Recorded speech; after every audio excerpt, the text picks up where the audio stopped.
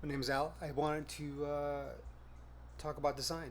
I was at the local bookstore, Froman's, shout out, and I was with a friend of mine who's a young designer, and he was asking me like, what's the difference between designing for like games and film? Because we were talking about vehicles and stuff, and we are looking at the Batmobile book for the Batman, which is pretty awesome. And I was, you know, breaking it down for him, and I thought it'd make good content for young designers out there, people who are just curious, wanted to find out more information of why and how these vehicles are built. So basically, when you start thinking about design, design is just solving a problem for some intended target, right? So if you're trying to design a handle for a door, then you obviously try to think about which way it should open, etc. In this case, we're for film. You're trying to design or invent an object that serves a narrative for the audience. Um, in the case of games, you're trying to design an object that is engaging to interact with. Um, and there's overlap between those two things too, because obviously you want something that has appeal. So you want something that, at least in the case of Batman, feels badass, right? So inherently, all Batmobiles have a sense of intimidation to them, which is where they get their cool factor, obviously, because they feel very powerful and menacing. Um, but given that, if you're designing for film, and if you were going to do it for games, you could start first off trying to figure out what the budget is, right? So if you're working on a film and you're going to be making a vehicle, you want to understand at least if this is going to be made from scratch, if it's going to be made built on an existing platform, like an existing car. For example, like the '89 Batmobile was built off of a Corvette, right? Although what I was reading, instead of like it was a mixture of a Chevy Impala chassis with a Corvette on top from the '70s. So, but anyways, you start possibly with the foundation of an existing vehicle, or you could go built from scratch. So like the the Batman Battinson Batmobile was built from scratch, and then so was the Tumbler and the, I guess, Justice Mobile, the Zack Snyder Batmobile.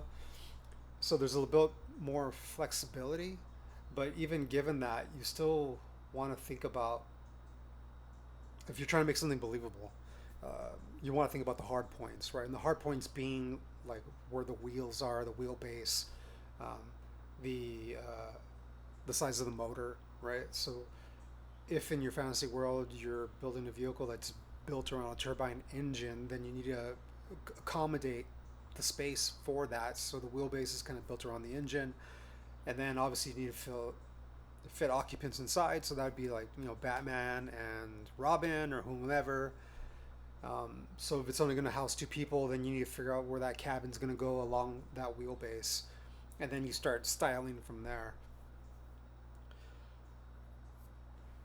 And if you're designing for a game, you would consider that, but also you need to think about the mechanics as well. So, like, what are you asking the vehicle to do in the game? That's part of the gameplay, right? So, if it needs to have cannons, are those going to be top mounted, exposed, hidden? Is that a cool gimmick? Like, how does the vehicle turn? Is it going to feel rewarding if it's sloping around to the extreme, so if it has a lot of suspension travel or not? Um, and does that vehicle need to be able to put occupants inside, like criminals? So that you need to make a space for that. So that would be in the back. And then the equivalent to that, going back to film, is if who's going to be in the car with Batman? Like, does the story require him to have another occupant? Like in the instance with Batman Begins, when Rachel's poisoned, she has to be in the car, so obviously it has to have space for two. Um, but what does that vehicle need to do? What kind of stunts does it need to perform based on the script and the storyboards, right? So, um, trying to make a vehicle that looks capable of achieving those stunts in a effective way that has that certain wow factor, right? So, if you're thinking about like the Batmobile from '89, uh, it's able to have like a gadget for every occasion, right? Which is kind of like a holdover from the comics and maybe from like the '66 Batmobile with like, shark bat poison and everything else, right? So he's always prepared. And that vehicle kind of imbues some of that with like some of the random gadgets it has, like the hidden lift at the bottom so it can do a complete 180, or the what do they call them? Like kneecappers, the little winglets that would come out, at least in like the 1992 Batman movie, where he's like chopping down enemies, uh, or like the machine guns going back to '89, where he needs to be able to destroy acme chemicals, and that's his primary weapon of use. And then thinking about the '89 Batmobile, right? Like, what are its like core design cues, its core elements, right? So it's animalistic, it's theatrical, very over the top theatrics, right? It's almost like an opera, right? So it's very eccentric, but yet also very graceful.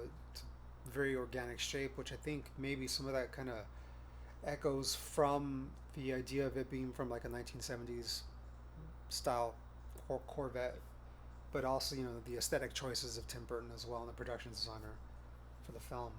But if you're thinking like the, I'm going from evolution from like the '89 Batmobile till today's Batmobiles. So the next one in line, even though chronologically it would be in the '40s, would be like the Batmobile from the animated series from '91, '92, right? Um, it has very much the same character of the '89 Batmobile, but taken to another extreme because it is animated, so that the things can be a bit more exaggerated. But also because it's from the '40s, it's very much streamlined Art Deco, um, and it's using technology from that time. So to get the equivalent of a beastly motor, it's got a V12 engine in the front, which also requires it to have a lot of front space. But you can imagine, based on how long it is, it's not going to be very nimble to maneuver around, right? So it's going to lend itself to a lot of, I guess, like sliding around when you're really pushing the car because it's not as um, short to be as agile, as quick to change direction. And then you come to something like the Tumbler from Nolan's uh, Dark Knight trilogy, and it's very menacing, uh, very militaristic. It looks factory built, um, and it's stripped down to its bare essence. There isn't really any bad gadgets. The closest you get, I suppose, would technically be the Tumbler from the second film, which was very unexpected, but really it is purpose built to jump and to destroy, I guess, whatever's in its way with its gun, right? So I guess that would be obstacles perhaps for nature as it was intended to, you know, to jump between two chasms to create a bridge.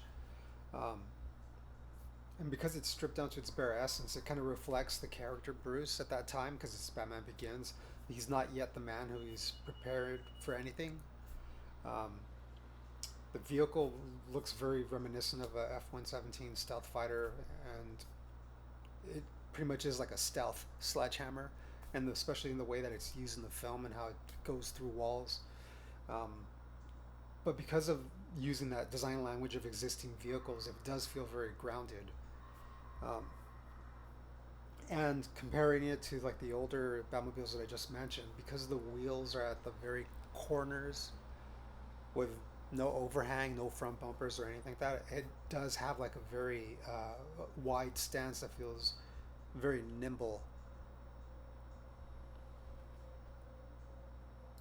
And if you go from there to the Zack Snyder um, Batmobile, it feels like a marriage of the design language from the '89 and the Tumbler. So it has the best features of both in some ways, but it's also deadlier.